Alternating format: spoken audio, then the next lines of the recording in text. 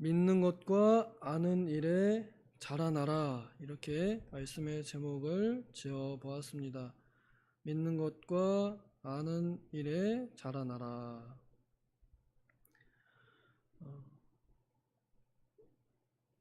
이 말씀은 바울 사도가 에베소 교회 성도들에게 주는 교훈입니다.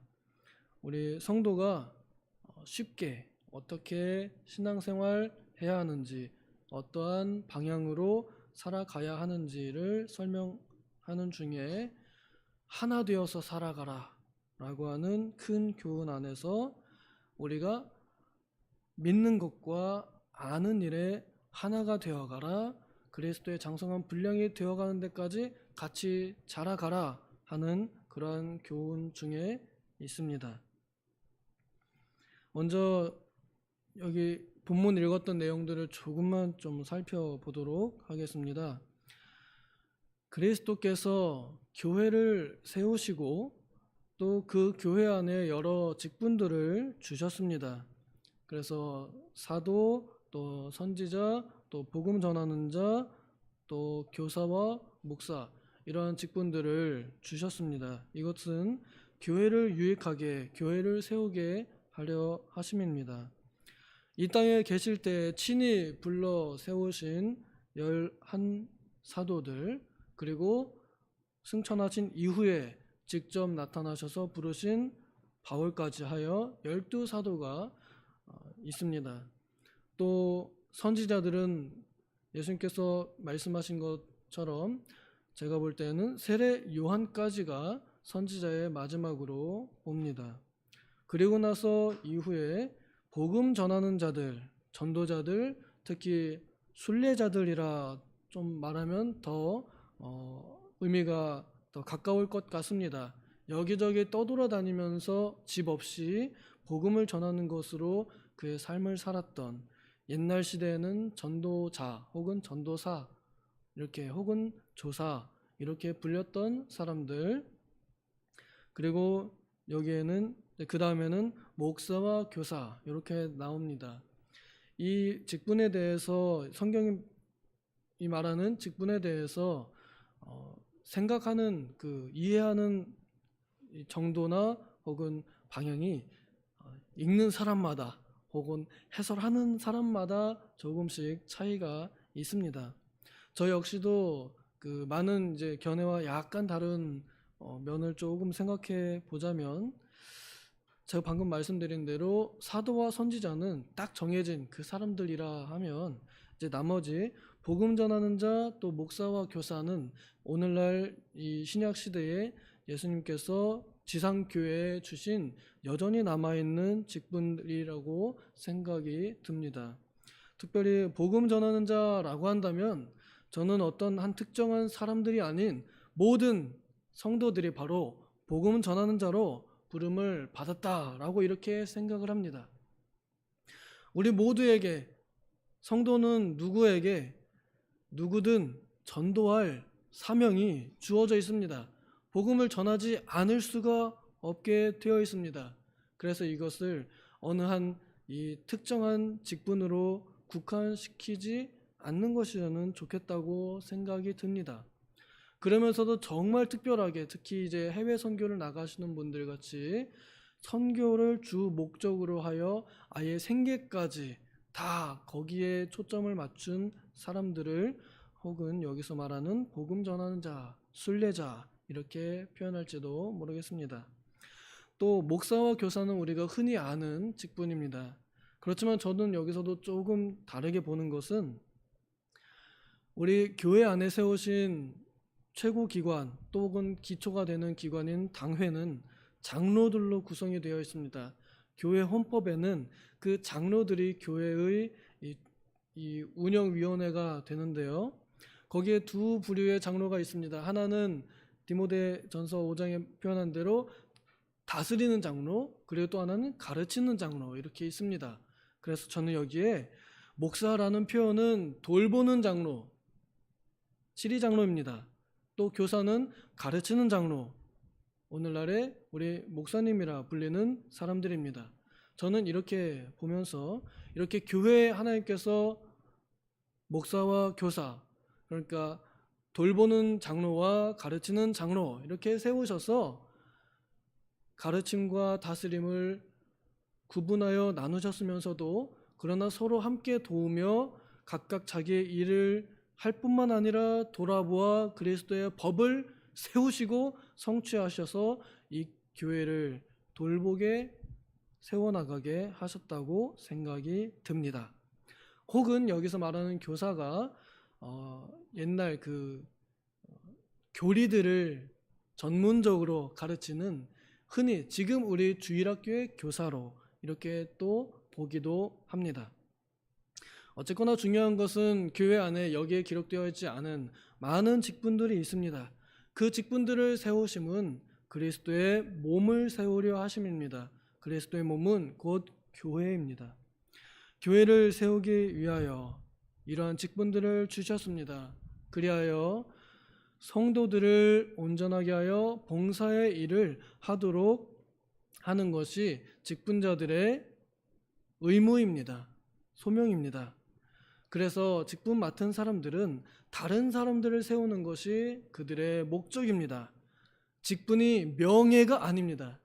직분이 벼슬이 아닙니다.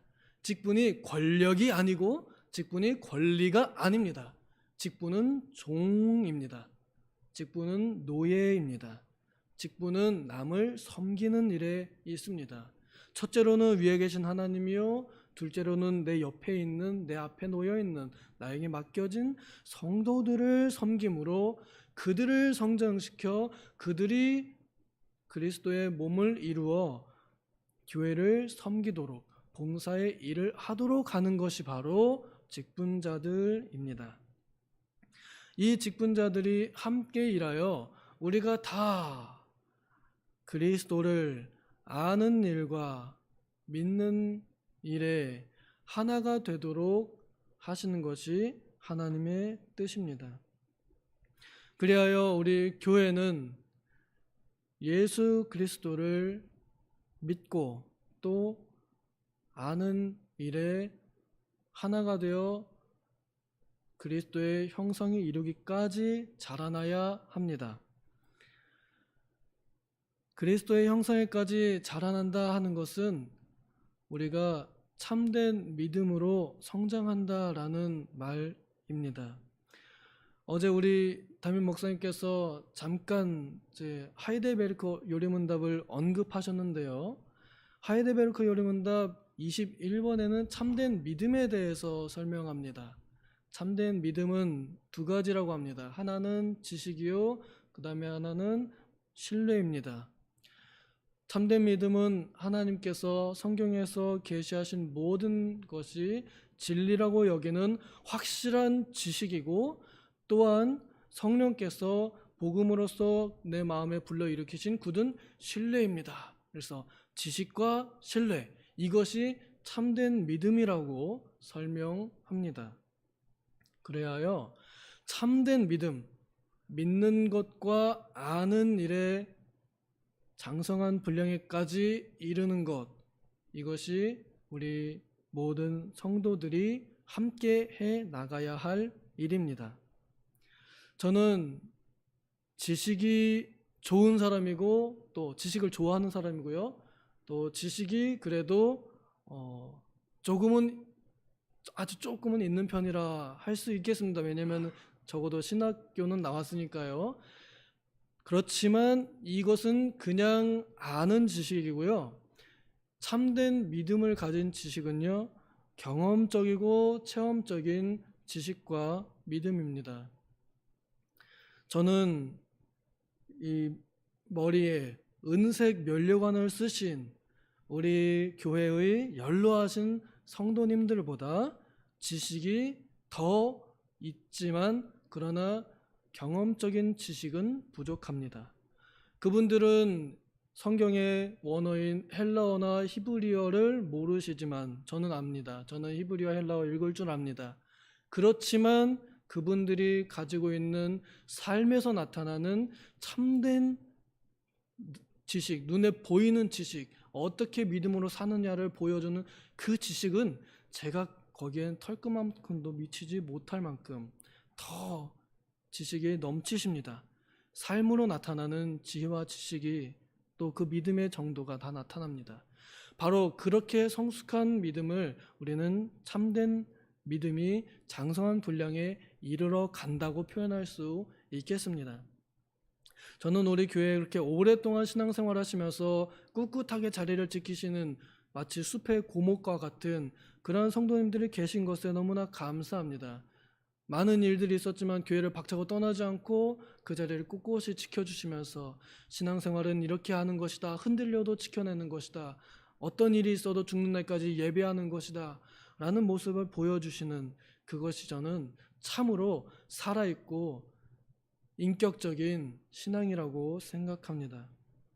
이것이 바로 그리스도의 장성한 분량이 충만한 데까지 이르는 신앙 아닐까요? 그래서 이제 14절엔 이러죠. 그래서 이제는 어린 아이가 되지 아니한다. 그래서 세상의 어떤 유행 이런 것들에 휩쓸리지 않는다. 특히나 거짓 이 교훈들에 휩쓸리지 않는다. 우리가 이단들이 들어와도 그런 소리에 전혀 요동도 하지 않는다. 누가 들어와가지고 하나님 어머니가 있다 그러면 그게 어디 있냐라고 할 때 막 갑자기 편하가 갈라디아서 펴가지고 봐라 곧 우리의 어머니다라고 돼 있지 않느냐, 이런 쓸데없는 소리에 전혀 흔들리지 않는, 웃기는 소리 하지 마라. 하나님은 아버지시다. 한 분뿐이시다. 하나님 어머니가 어디 있느냐. 우리는 이런 쓸데없는 이단의 풍조에 전혀 넘어가지 않습니다. 우리가 배워서 확신하는 것에 거하는 이것이 바로 장성한 분량에 이른 사람들입니다. 히브리서 5장에는 단단한 음식을 먹는 자들이라고 표현합니다. 그리하여 분별하는 자들이라고 합니다. 우리가 알고 또 믿는 이 확실한 성경의 진리의 토대 위에 서 있는 사람들입니다. 그래서 누가 와가지고 요즘 신학은 이렇습니다. 요즘 신학이라는 게 어디 있습니까? 진리는 하나인데요. 그래서 우리 모든 견고한 사람들은 지식에도 견고해야 할 것입니다. 그런 사람들은 15절에 사랑 안에서 참된 것을 말합니다. 우리 개정판 성경에는 참된 것을 하여라고 번역했는데요. 원어에는 참된 것을 말하여입니다. 참된 것을 말한다는 것은요, 진리를 말한다는 말입니다. 성경에 기록되어 있는 모든 진리를 가감없이 선포하고 설교가 되어지고 그 다음에 서로 대화가 되어지므로 우리 모든 성도들이 한 가지 진리이신 예수 그리스도에 대한 지식을 믿음으로 나누는 것에 우리의 성장이 달려 있습니다. 오늘은 우리 신학원 졸업식 있는 날입니다. 졸업이 있으므로 그 원생들이 빠져나가게 되죠. 그럼 여기에 더 추가가 되어야 되겠지요. 저는 이 졸업하는 의미가 바로 오늘 이 말씀이 우리에게 조금 더 실현되는 날이 아닌가 생각이 듭니다. 아니, 신학원에 있는 일을 가지고 왜 교회에 와서 설교하느냐, 그것이 연결되어 있기 때문에 저는 오늘 신학원의 졸업 예배가 여러분들의 삶에도 분명히 연결이 되어야 한다고 생각하기 때문에 이 본문을 들어 그렇게 설명합니다. 우리가 노래를 불렀던 것처럼 예수 더 알기 원하는 이것이 바로 우리의 평생 소원이라 한다면 여러분 다 신학을 공부하셔야 됩니다. 졸업생이 있으면 입학생도 있어야 되는데요. 입학생이 불분명합니다.